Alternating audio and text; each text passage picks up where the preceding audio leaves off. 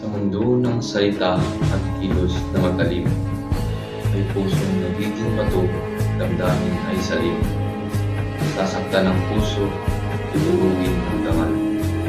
Ngayon, pag-usapan natin ang kasariang banal. May mga tao mapangudya, walang pakundangan, salita'y sandata, sugat ay iniwan. Damdamin ay winasak, identidad ay tapakan, para sa kanila ang mundo'y laruan lamang. Walang awas sa kapwa, puro panalait, akala'y biro lang pero puso'y nakukunin. Bago magsalita, pag-isipan ng sakit, dahil bawat salita'y may sugat na kapalit. Iba't ibang kasarian, iba't ibang anyo. Respeto at pagtanggap ang tunay na anyo.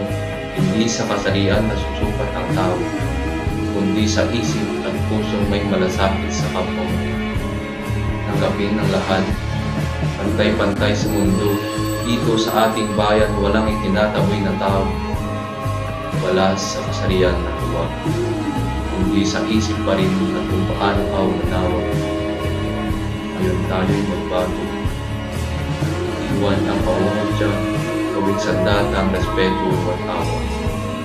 Sa salita at gawa, ang ilaw sa dilim, para ang mundo ay maging mayapa at taimtim.